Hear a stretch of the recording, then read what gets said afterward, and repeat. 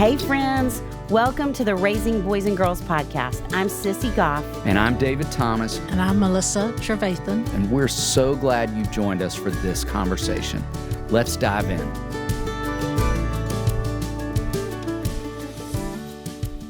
As the co-leader of Lady A, Hillary Scott Tyrrell has been part of becoming one of the 21st century's premier vocal groups, blending deeply felt emotions with classic country sounds. While ushering more than 18 million album units, 34 million tracks sold, and nearly 5 billion digital streams, the trio is best known for their 9 times platinum hit, Need You Now, which is the highest certified song by a country group. They have earned Country Music Association and Academy of Country Music's Vocal Group of the Year trophies 3 years in a row, and countless other honors, including 9 Grammy Awards, along with Billboard Music Awards, People's Choice Awards, Teen Choice Awards, and a Tony Award nod. In addition to her success across the globe performing as part of Lady A, Hillary Scott and the Scott family claimed the top spot on the Billboard Christian Albums chart and 2 Grammy Awards with their debut album, Love Remains. Hillary serves as a songwriter for many of Lady A's chart-topping hits as well, and for artists such as Blake Shelton and Sarah Evans' #1 hit, A Little Bit Stronger. Chris Tyrrell is a rock star of a dad, as well as a phenomenal musician, and they are both 2 of our dear friends. We cannot wait for you to listen in on this conversation. I mean, I think since we started interviewing people, y'all have been people we've wanted. I feel like every time I see them, I'm like, can we get you on the podcast? Can we get you on the podcast? So we've been wanting to do this forever. Thank you. Well, we are honored. We feel very, very honored to get to sit here and talk a whole lot about just our lives, what we've experienced, and then also not blowing smoke what y'all have taught us and really honoring what we've learned from the both of you and this beautiful place in Melissa, just with how to put language to hard things, to just give us a place to really find wisdom in these very unusual days to raise children. Yes. Yes. Well, and I don't think either of you necessarily know this yet, but I did some of my graduate work I did on Daystar. I used y'all as a case study. Did you really? So I know all your dirt. Wow. So don't try to pull any power cards on me, because I've done a deep dive on the books, and I'm aware I've talked to your board. We've both made some people mad over the years. Have you found any of them? Sweet. I didn't know that. I did last year. I did a couple MBA classes alongside of my graduate work was in theology, but I did a couple MBA classes alongside of that, and nonprofit governance was right at the top of my list of things I wanted to do, and got to do a project and pick somebody. So I blew up Aaron more than you guys about getting details and other emails and info, but yeah, so watch yourself. We will. That's right. Wow. I'm armored up. You probably know more than we do now about nonprofit Will you governance. suggest some changes at the end of our time today where we need to grow? I can send you my report. Yeah. Yes. For the right price, you can have my report. The consulting fee. Thank you. Well, will y'all start us off talking a little bit about yourselves, where you each grew up, your family, how you met? Sure. So I'm born and raised here in Nashville. Musical family. My mom's from East Texas. My dad's from South Carolina. They moved here for music. Met each other pretty quick once they moved here, and had me. My mom was 23 when she had me. My dad was almost 25, and so they got married young. And Nashville's home. It's all I've ever known. Kind of grew up on the east part of Nashville and now live more south, but had a beautiful childhood. I mean, my parents traveled a lot for work, so that was because they did music too. So that was probably one of the hardest things, just growing up with them in and out of town, which I know well because I now do as well within our family. But went to school here, went to MTSU for 2.5 years, and then met my bandmates after the end of my sophomore year. Stuck it out one more semester, and then that's when the band really started.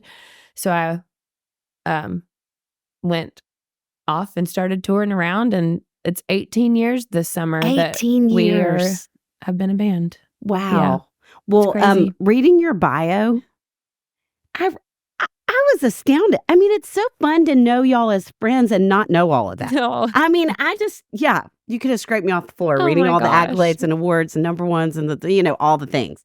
So many that we read, by the way. We did that ahead of time so we wouldn't embarrass y'all. Oh, well, and what's so just sweet about amazing. our 18 story, years. Chris and I's story, we met when we were younger and just never dated, just through an acquaintance, but knew each other, were kind of in each other's orbit, And then 6 years later, after everything with the band had really started gaining traction and things were moving, we were on the same tour. And so then I reconnected with this guy that I felt like knew me, who did know me before all of this, rise of our band.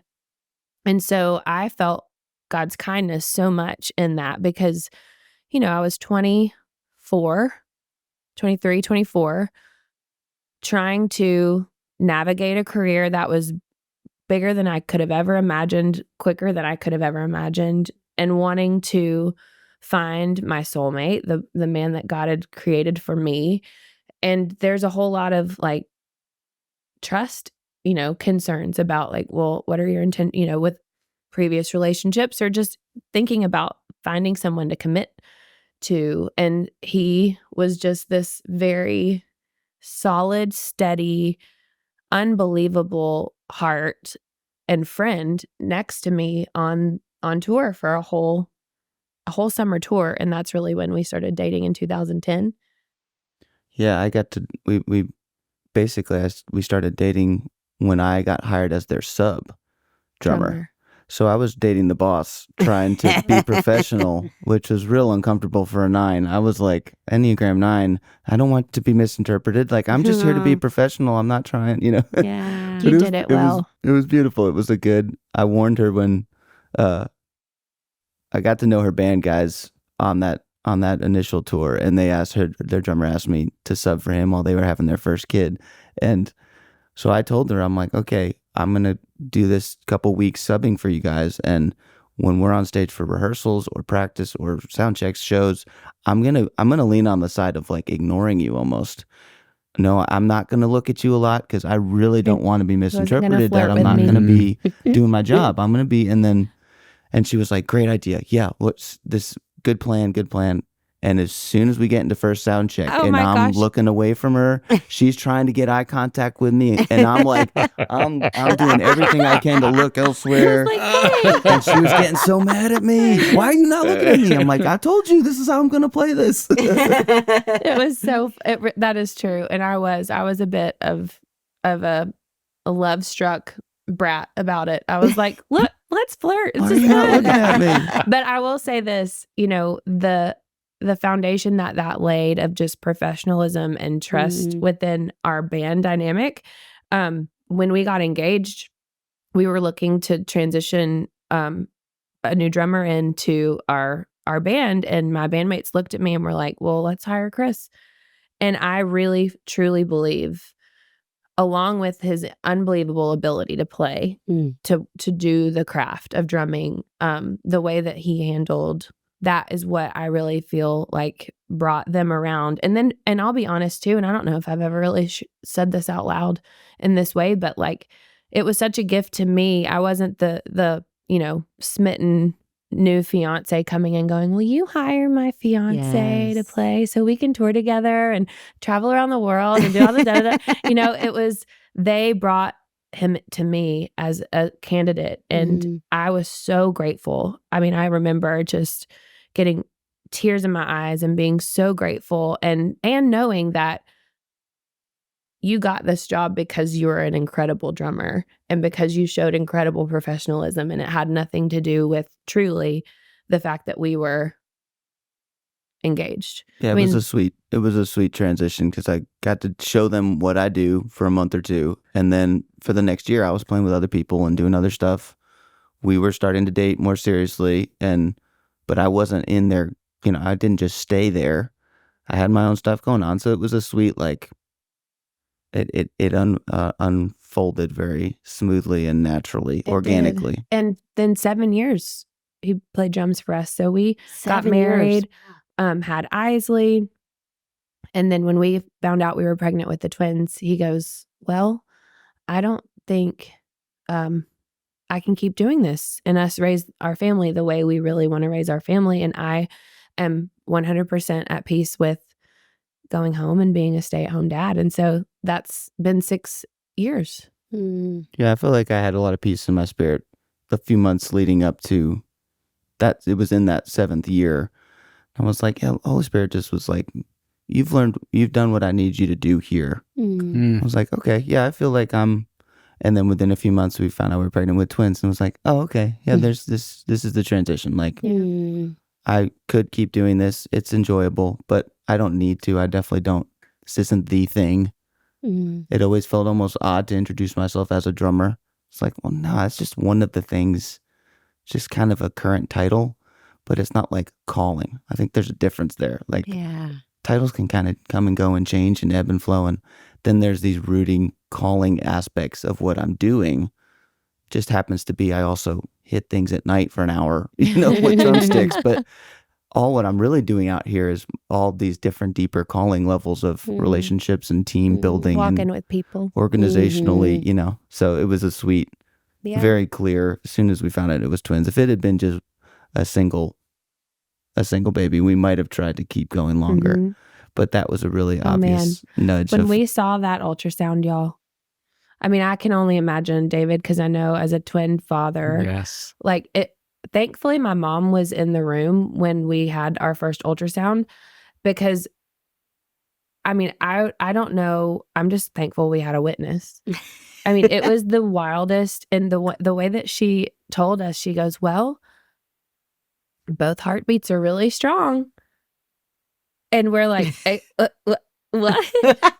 And Chris just started crying out of just, what was so it? Sweet. Well, it was, I had been wrestling a lot with the Lord of how am I I'm pouring so much into our daughter right now. And it's so beautiful. I feel so like I've had a father's heart since I was a kid. I've thought about being a father since I was young. But the thought of now juggling another entity and trying to pour that amount into a whole nother and continue to pour into Isley was just like, I know it's possible, Lord, but man, that's daunting because of how much I'm putting into one. And then when he gave us 2, it was just this super, super sweet moment of him going, I trust you this much to give you a double. And you can't do this on your own. So much so I'm going to give you 2 to remind you of that, how purely true that it's freeing. Dependent on him. You have to lean on me. Yes. You have to let it be coming from me. So it was just such a sweet, like, a beautiful affirmation of, I can't believe you would trust us with 2. And you're also seeing me in the midst of I'm not sure how to do this. And he's like, I know. And watch, just really. Yeah, it was. Yeah. And it's been a journey. I mean, it's been so fun. And we truly have had an amazing village that has helped us along the way, because that's one thing, even after having our first child, like just how much we need each other, how much we need community, and women who are first time moms, and how we need other women at different phases of life to come alongside, whether they're family or friends. It's just, and twins taught me that twofold, truly, because it was just, you only have 2 hands. You only have, there's like, and then going from 1 to 3 overnight, I mean, we're just immediately outnumbered. So then it's like, okay, it definitely has been to kind of piggyback off of what Chris just said, just a big continual prayer of surrender of like, Lord, we are literally outnumbered. Like, we have 3 brains wherever they are in development against 2. There's still more of them than us, and just how to navigate that and have capacity for each of them, and really prayerfully asking the Lord, like, show us who they each are as individuals, because the last thing I want to do is just like assume that the same approach, or even like the way I say something or frame something, it's not discipline. It's not all going to work the same way across the board, because they're each so unique in who they are. And so the capacity to be able to do that and to meet them, I think is probably one of my biggest prayers and insecurities as a mom, I would say, is that would be a place where I fall short. But thankfully, we have our helper to give us what we need, when we're open to hear him and then do it.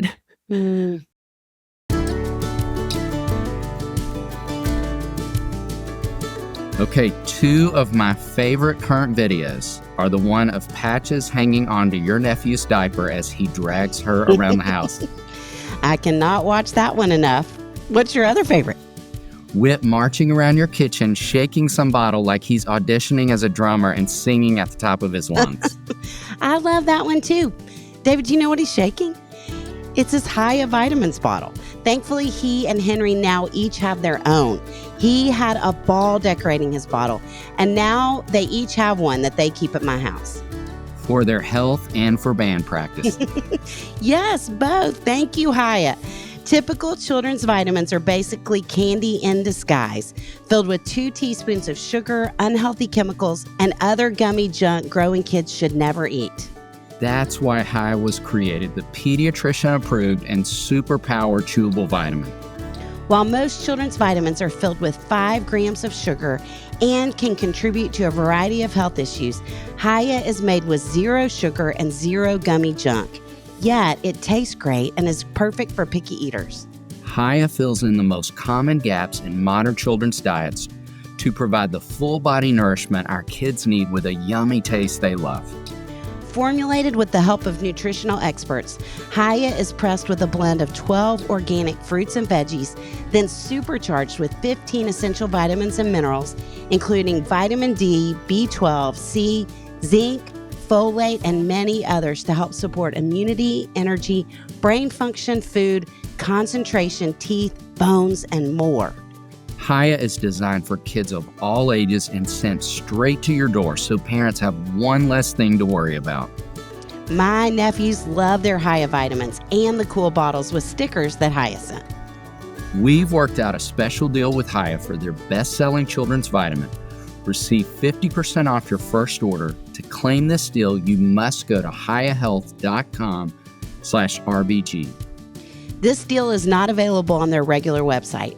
Go to hiyahealth.com/RBG and get your kids the full body nourishment they need to grow into healthy adults.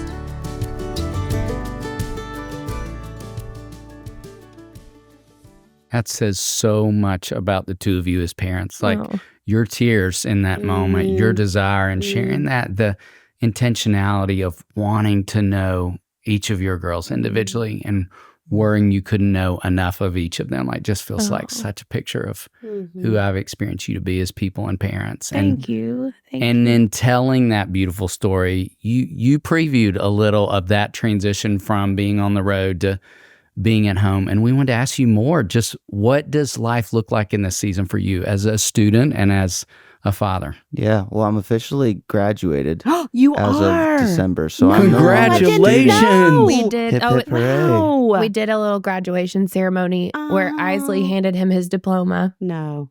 and we got a cap and gown and the whole thing No. in our living room. It was so sweet. I'll show you a picture. I'd love to see it. Yeah, I told her I didn't want to do a big party or I want to do dinner moments with people that matter to celebrate it throughout the next few months. But I was like, once the diploma comes, I'm not going to look at it until y'all present it to me. And I want my girls to be, that's just, so I'm not student anymore in that way, which is a nice release of, it's nice to not have that work to do.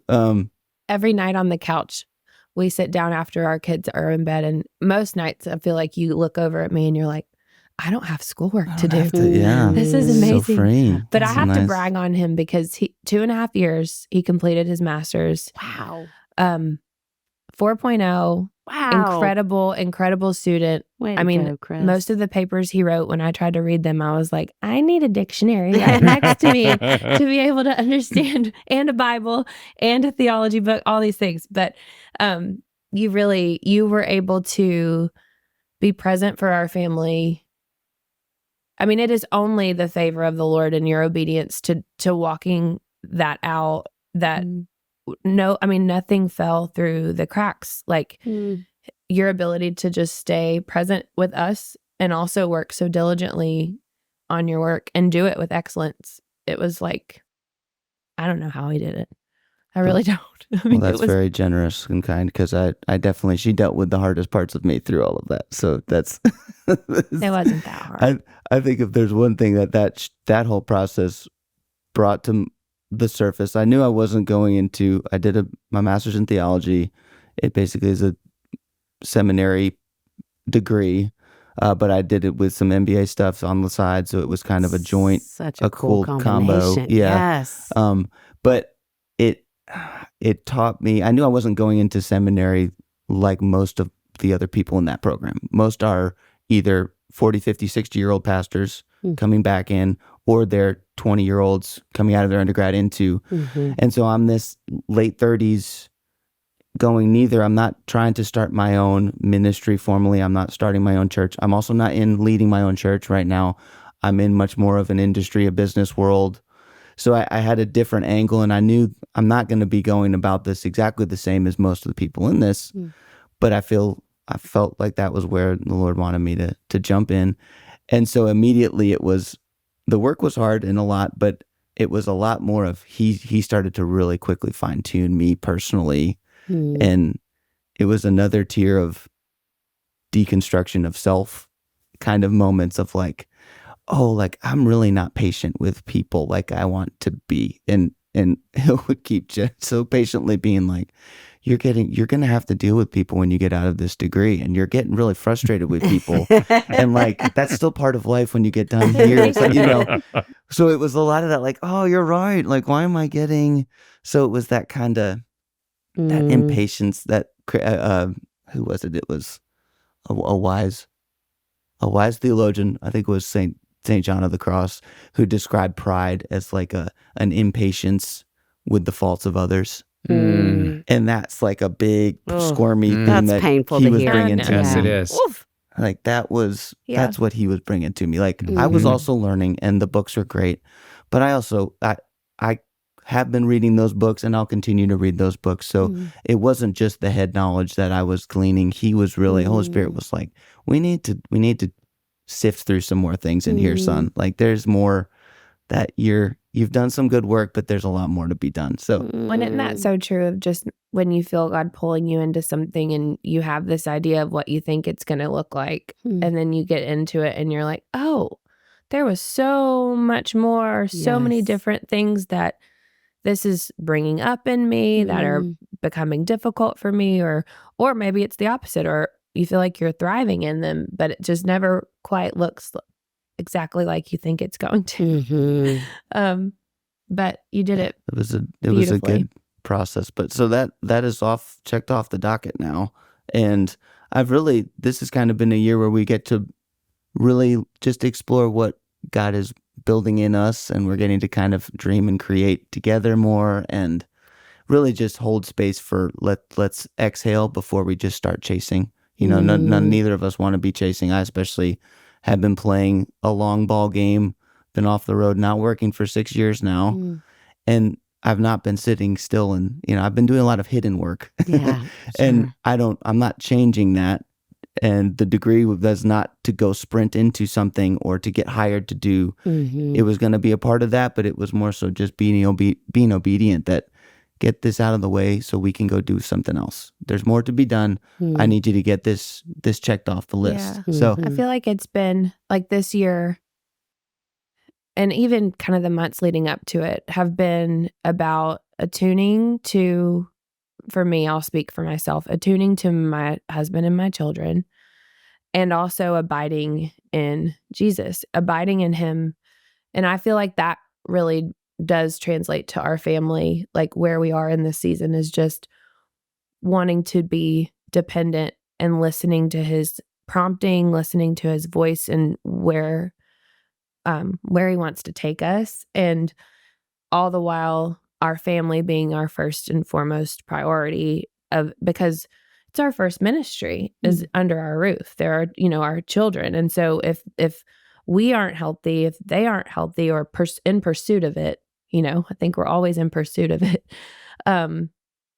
then everything else falters. So, I think that really reorganizing some priorities, some calendar, all of that has been really, really pivotal in us being able to, with God's help, pursue those things. Y'all are amazing. Oh. I mean, I feel like I could listen to y'all talk about anything for so long. Just your thoughtfulness and your intentionality. And yeah. So which makes me feel silly even asking you a question about your career because I love it. Well, I feel like it just, I know it's, obviously I know it's important to you. Yeah. And it's where God's called you to be now. And at the same time, even to talk about the accolades, talk about all of that, I feel like if I had to have a hunch about it, my guess is you're so grateful and it feels like such an honor and a privilege. Absolutely. And there are probably a lot of parts of your career that matter a lot more. Yes. Yeah, that's exactly. I mean, I'm so grateful. I'm absolutely blown away by God's kindness and just the lengths that our music has traveled, the opportunities we've been able to do. When I, made a record with my family back in 2000, we made it in 15, released it in 16, about our faith and just getting to share that more openly just through our loss of our second pregnancy. But also just growing up with faith being such the most important part of my life, being able to bring that to the public, platform that I've been given just meant a lot to me and our family. But absolutely, to your point, what I love is just getting to connect with people. Mm-hmm.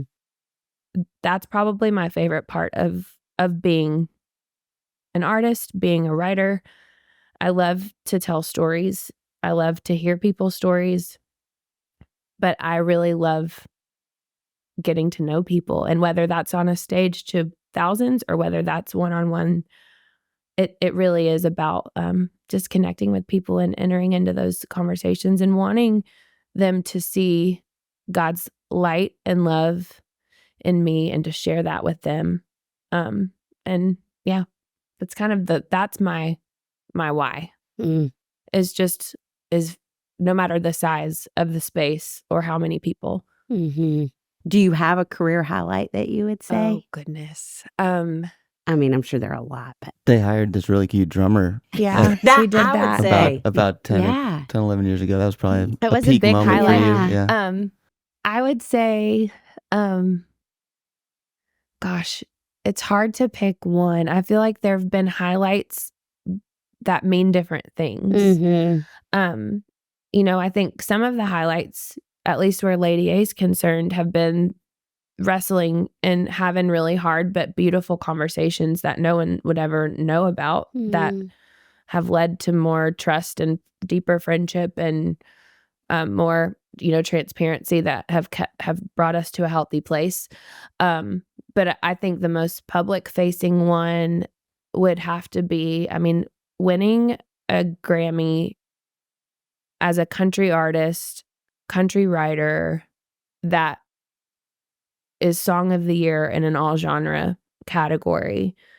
If I had to name, as, someone who really, I do love to work hard and I can be competitive in ways and want to achieve good things, I would say that award. That night at the Grammys when we won 5 Grammys in one night.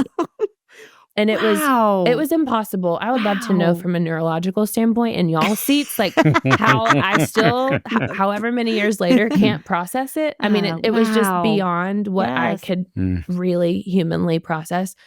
But that one in particular, just as a songwriter in an all genre category, it's just that is about the pinnacle from of an award or a recognition from your peers. Yes. But it's also a reflection of the people who listen to your music every day in their ears or in their cars. So Can I share one of my highlights? Yeah, please. I love it. Yes. So this is a real life highlight. This is behind the scenes, a peek behind the curtain. Ooh. It was Isley was probably 1 or so when we were touring, and it was right leading up to a show.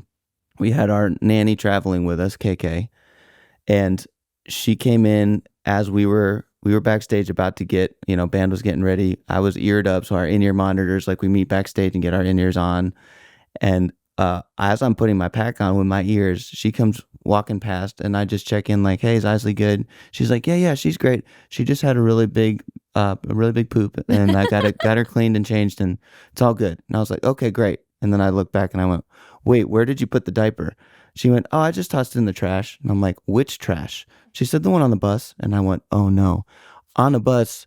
If I leave a dirty diaper on the bus for the next 2 hours, we will be smelling it till next week. Wow. I can't let that just bus air circulate that through the bunk." Over and over, yeah. So I sprint out to the bus in my ears in show clothes. No. Minutes from stage start. No. And I don't just go digging through trash for a valuable. I'm digging through the trash for a poopy diaper. Panicking, like I might not find this, and we're about to I'm gonna miss a downbeat. This has never happened in my life. Yep. And I ran out before I told anyone, and I don't, so there's the glory and the glitz and glam of being a backstage dad drummer. Is I was like, the real I'm not even stuff. looking for a wedding ring or something. awesome. I'm rifling through this for poopy diaper. That's awesome. There's real parenting right there. That's for Highlight sure. reel. Highlight There reel. it is. I'm proud of that moment though. That's I love that's that true you life. shared What it is like. Yes. That's what. Yeah. And then there are thousands of screaming people right Right. on Yes. the other side of a pipe and drape, and it's like, yeah, this is fun. Let's have fun. But I got Here's to wash my real hands life. first. Right. Yes. Fantastic. That is great. I love it. And you all, as you're telling these stories, and Hillary, when you said a few minutes ago about connecting with people, I wanted to go back to that and say that desire is something you do beautifully. Like I took my college age kids to see you in concert on this last tour. And I remember looking around the room, and there's middle schoolers, high schoolers. Here I am with my college kids. Behind me was a little girl that looked like 5 with her parents and her grandparents, like 3 generations, all singing. Everybody knew every word, and thinking, look at all these generations you brought together. Everybody in the space knowing every word, and you connecting. It was beautiful to watch. You do that so well. It was such a fun night. Anyone listening, go see Lady A on tour. Anywhere they're near you, or travel if they're not near you. But I would love to ask you both, do you have a favorite of your songs? Yeah. I'd love to know from both of you. That's a tricky one. I think there are a couple songs that are, some of my favorite songs are the ballad, the cuts that weren't singles, and I'm a sucker for piano ballad songs that are just, and songwriter, I love hearing just the songwriter's cut, even though I should care about the band playing behind. It's like, no, I actually want it stripped down and just the songwriter with their guitar, or the songwriter with the piano. So most of my favorites would be, something, one of the unknown B tracks. Yeah. Just a Kiss is pretty special to both of us. I Yeah. feel like. I wrote it about you. Yeah. Tell me about that. You can give that story. We were writing, and we were already recording for our 3rd record, which was a whole lot of pressure because Need You Now was the 2nd album, and it had done all the things. And, then we were thinking, okay, well, we've got to follow it up. And I remember our label had called a conference call, and we had cut probably, I don't know how many songs, 6 or 7. And the head of our label at the time goes, well, I don't think we have a single. And, and we've been touring and writing and trying to be as efficient and productive and inspired all at the same time, as best as we could. And with so many shows on the calendar and all those things, and all the pressure of this lightning in a bottle moment that just happened. And so I was singing in the studio, and Charles and Dave had to run out to write a few more days, to try to kind of get some songs going. Well, Charles called me, and I'm singing a different song, and he goes, hey, we're down the road. And I think we're onto something. It could be our first single. And so I get down there and they play me what they've started. And it's just this beautiful love song about when you have found the person that you want to spend the rest of your life with. You don't want to rush things. You want to just take things slow, and you want to make sure that you're, honoring this thing that's happening that really becomes bigger than each of you as individuals, And so that is right where we were. I mean, it was so, and, so I just jumped in immediately because that was in my personal life exactly where things were with Chris. And we knew that things were headed towards marriage and that this was forever, but we also just wanted to be wise, and we wanted to be really taking care of this. I always laugh at the movie How to Lose a Guy in 10 Days when, Kate Hudson's character is talking about like this love fern, they have this love fern together to keep alive. But it's true. It's like when you've found the person that you see your life with, you do want to take care of it and you want to honor it. And so that's what Just a Kiss is about. Which I would say is one of my favorites for sure.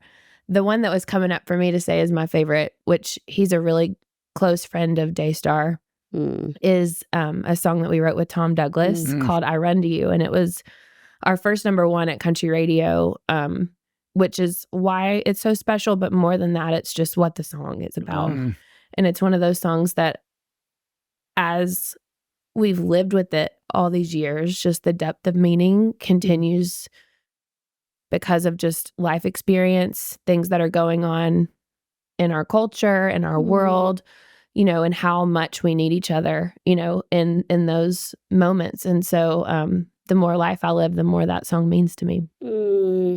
Thank you. I love that song too.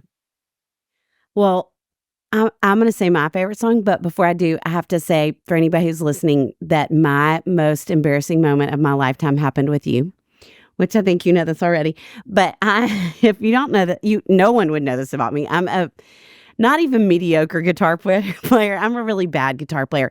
But over the years, we have not had people that do worship at Hopetown. So I just end up doing worship at our little summer camp, Hopetown. And part of, I think, the beauty of our worship at Hopetown is it's not some glitzy band. No one's very good. And so it's so much more, we're so intentional about the words of the songs we pick. And so my hope always is it's more about the lyrics and what the music is. So you and I got to be friends. Yes. You ended up agreeing to come to Hopetown and spend the night and lead worship. I don't know why I didn't think about who would be playing the guitar with you, but I didn't think about it. And so here I am sitting next to you leading worship. Yes. And sorry, guys, but I'm in the middle of menopause, and which means I have hot flashes all the time. And when I get a little embarrassed, it just explodes. And so, I mean, it was kids. So I don't know why I was embarrassed. Well, I was embarrassed because it was you and I didn't know you that well yet. And so, I mean, my face was red, but more than that, I looked like I was swimming. Like my hair was so wet. I was so embarrassed. Fresh out of the lake. Seriously, it looked like I'd skipped the shower from coming up from swimming. So anyway, just have to get that out of the way. Well, it was the heat of summer and there's so many sweet littles all piled into that room. I know. I would have, I didn't think a thing of it. Well, and you were an amazing accompanist. Right. We had, and those kids, oh my gosh. Oh, y'all, talk about a sweet, sweet spirit in this place. Like that, those grounds, that home, it is just, it changes you. It really, really changes you. Well, we already have a lot of people that try and come to Hopetown from other cities. And I just need to say always, we talk about Hopetown, it goes to Daystar kids first. And so it fills up really fast because after I say this, everybody's going to want to come to Hopetown. Yeah. But y'all are now adjunct staff members. That's right. You're official. Thank you. And we got t-shirts and everything. I know. We still have to talk about the dates for this summer. Yes. And there's a song that really has framed so much of Hopetown that especially in this day and time with kids who are so anxious. Will you talk a little bit about You Can Rest? And the new one? Yes. Okay. I haven't gotten to hear it. Oh man. But you got to talk about that. You might even could sing a bar, maybe. Oh yeah. And it's unreleased it's co-written by Isley, our oldest. And it was inspired by something that our first twin, Emery, said at the dinner table when we were on vacation, which was right after when we were at Hopetown last summer. But okay, so a song that I was a part of writing with my bandmate Dave Haywood and an author, an incredible, incredible friend. Her name is Katie Boatman, who I know you know. And she had written a devotional book for young girls, and it was called You Can Rest. And she had this dream of having a song with the same name to accompany this book.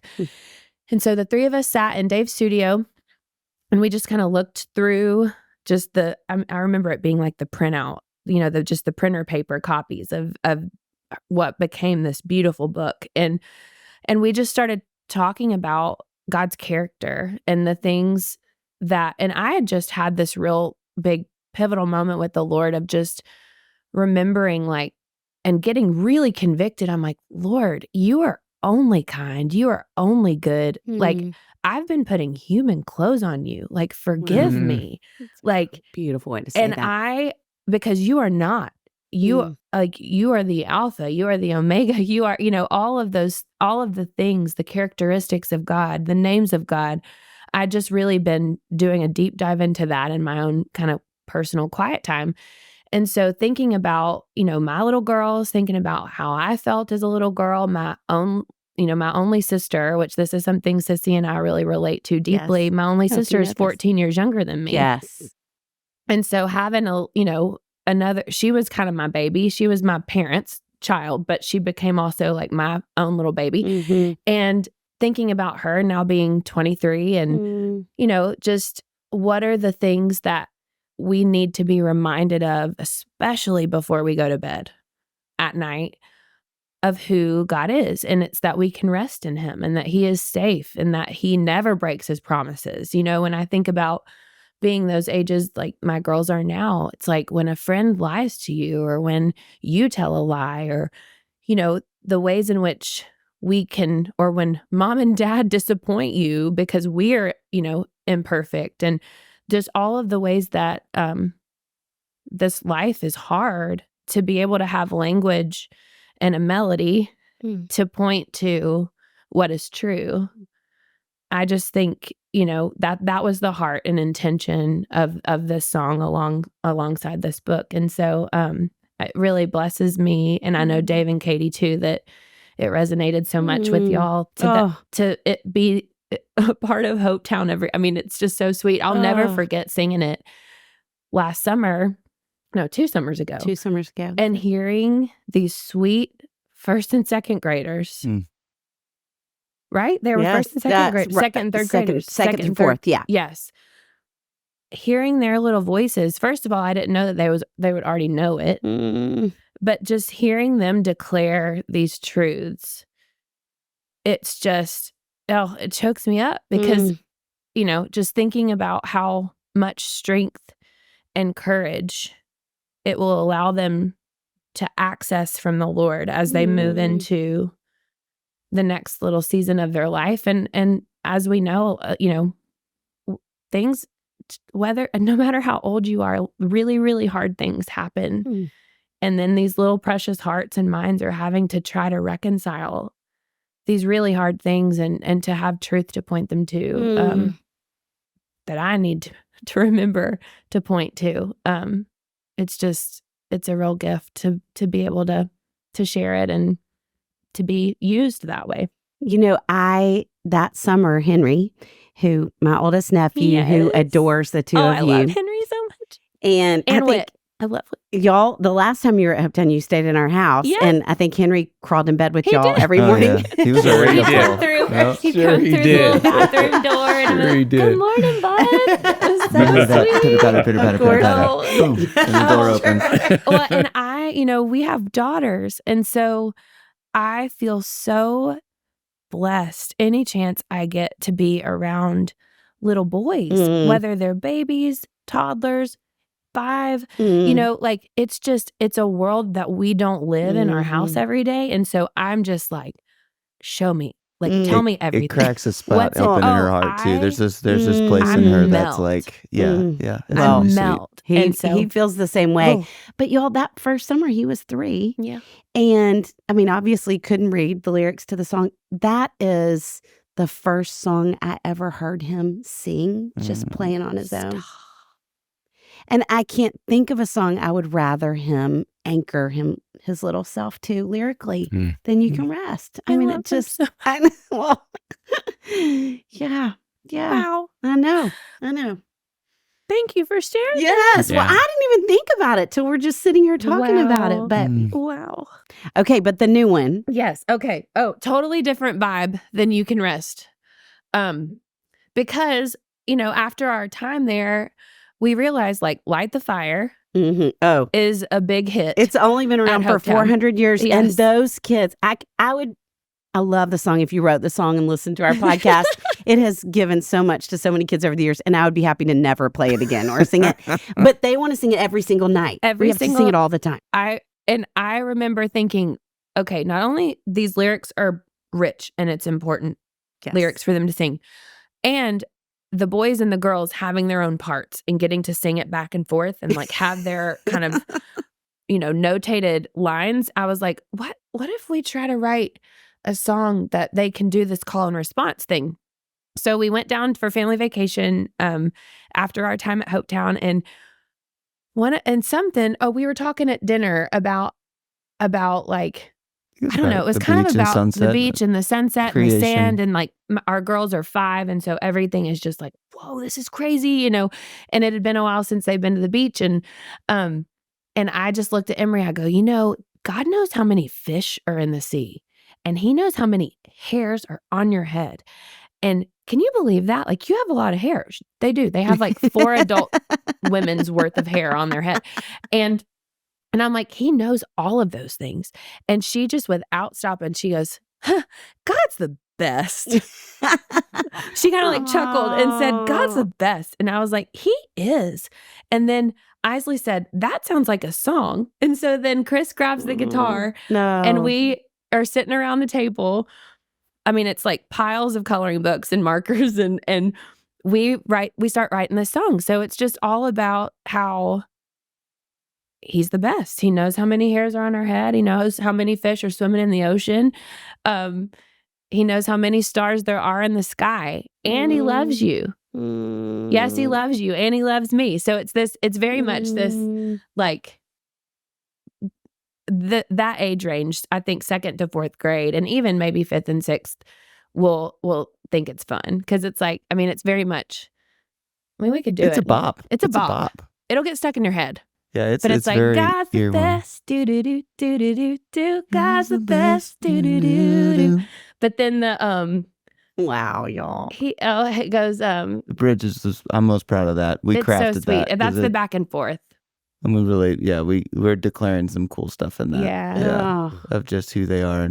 But Isley will sing it for you. Oh, I cannot wait. Because she was a great little co-writer. It was so fun. Oh, she was so proud too. It just lights up that age of just. And she did sing it for Henry and Whit a couple weeks ago. I was so jealous I missed. I know. Yeah. But we will share it. And maybe it can be a Light the Fire 2.0 for Hopetown. Yes. Yes. Well, y'all have to teach me how to play it on the guitar. Can you just imagine hearing kids sing that this summer? It's going to be so fun. So it's kind of like Baby Shark-esque a little bit, because it's like do-do-do-do-do-do, but everybody will get into it. It'll be fun. Yes. And it does get stuck in your head. Along those lines, what would you two say is a truth you've been anchoring yourself to lately? I think one of the themes I'm circling stems from Isaac of Nineveh, theologian from the past, and he describes, let's see if I can get the quote right, but this is what's been living in my spirit for a while, is if you're a lover of truth, be a lover of silence. Silence, like the sunlight, will illuminate you in God and will deliver you from phantoms of ignorance. Wow. Which is a lot, but the silence piece has been a theme for me, and a grounding theme, and a abiding in Him theme that I've just been going on 3 years now of just not able to move on from that as a core thing of just sitting with Him, sitting with Papa God, and learning how to abide in Him and not having to speak and say and not having to do, that's been a core theme that and really that he started really drawing me into that space through my kids, through showing me my heart for them and him. I kind of want can I share the doc thing? I would love you to. Yeah. We used to vacation down at this beach house, and it's often an inlet lake. So there's a little dock, I love that. I love a lake far more than I love the ocean. So this was a really cool space that we could go and feel like we're at a lake, but then walk across the street and get to the sand. And the dock just became a precious place for me to just sit and read and pray. And one point there's this little step down off the dock. There's a little landing. So there's 2 or 3 steps and then the little landing to get in and out of your paddle boards. And all the girls were playing around down there. I'm sitting on the little 3 steps, just kind of watching them. And at one point, Emery came over to me, didn't say anything, just sat next to me and she was probably 2.5. Yeah. And she just came over to me while the girls were just like throwing pebbles in the water and just put her hand on my lap. And then she just leaned her head on my arm and kind of just held me. And then she looked up at me and she just grinned. Then she put her head back down on my chest. Then she just stood up and just went back and kept playing. And my heart almost burst. I was like, I've never felt so connected to and so intimately in a relationship moment with someone like that. And Holy Spirit, Papa was just like, just do that with me. Just sit with me. That's what I get too. That's what I want with you. Just come and just sit. So that space has been what I've been tapping into. Is I just want to sit and Papa and put my hand on your lap and just rest my head against your shoulder and just sit. Because you know everything. You see me and all the wrestle I'm doing. Just want to sit and try to get into that. If I can do that, what she did for me and my heart, if I can give you that moment, I want to foster that moment with you. So it's beautiful. It is beautiful. I see it like a movie, like it's so visual. This season has been like, I'm actually kind of coming out of a few weeks of just really intentionally kind of disconnecting from technology and doing a little bit of a digital fast. And it's funny. I looked at Chris a couple days ago and I go, I've had to really accept the fact that like this time has looked nothing like I thought it would, like in a very frustrating way. And like, I thought I would, come out of this feeling refreshed and a little bit more, like have a little bit more of like revelation about certain things and hearing the Lord in certain ways. And I think to answer that question as honestly as I possibly could right now, it's that He is truth. And my feelings are valid, but I need to just remember that He is truth. He is true, and He will give me the answers and the direction that I know I need when I'm ready. And so, I think the prayer has become more of like, just ready my heart, Lord, like soften it and give me eyes to see and ears to hear. Because I definitely I've been dealing with a little bit of like disappointment around like, man, this has not looked like I thought it would, but that's okay. I can feel that way. And you are still God. You are God. I am not. And help me rest in that. And it's weird because it's like, I mean, if you would have talked to me 4 weeks ago, I was like bounding into this time, and I think it's just lesson of things don't always look like you think they are, and that's okay. And I need to I need to do a lot more of what Chris was just describing, and is just sit with him and put my head into his chest and let him hold me and just sit in his presence in stillness, because that is truly where the peace resides, is in his presence. Yeah. So yeah. Amen. Amen. We end every episode with something fun and food related. Cool. So move from parenting to tacos. Okay. And we've got a 2-part question, queso or guac. And what's your favorite kind of taco? Okay. I love queso. And I love breakfast tacos. That is when I probably enjoy Mexican food the most, is in the morning. Like Ladybird Taco here in town. I know they're based in Texas. Like, we'll get the girls to school some mornings, probably like once or twice a month. We'll get them to school, and he normally does the school run, and I'll be in the kitchen. I'm like, I just ordered Ladybird Taco for us for breakfast. So queso and a breakfast taco. That's awesome. Yeah, I would. Ooh, I definitely in queso. I could care less about avocado. Get that? Nah. Yeah. No need for that. Get out of the way. You're in the way of the cheese. Get out of the way of the cheese. I think I'm probably split. I definitely love a really great like pulled chicken taco if I'm gonna do tacos. But she's the chorizo breakfast taco has been my jam. That's been my jelly lately. So currently it's chorizo, but I wouldn't get chorizo people. and egg late in the day. No, you know, we're brunch people for sure. Brunch is the jam. Yeah, for sure. We took it very seriously. We answered that question. I loved very it. That was awesome. And we add that to the list of reasons we like the two of you too. This is no laughing matter. I know. Nope.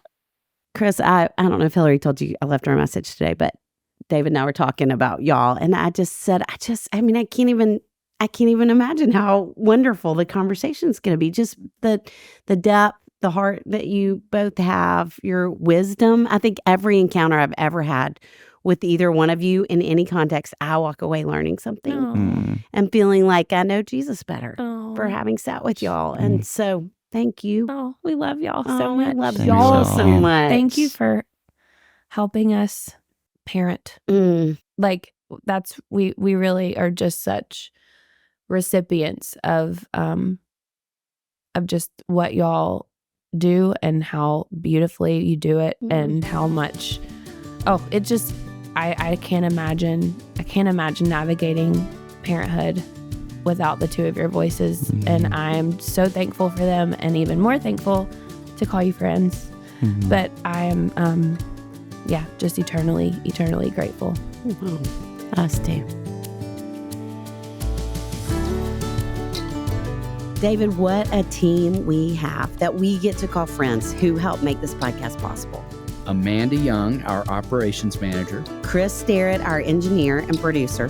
Our management team at KCH. And we are thrilled to be a part of the That Sounds Fun network. Our music was created by the insanely talented Dave Haywood of Lady A.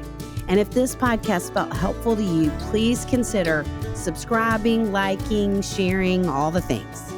We are grateful for you and cheering you on always.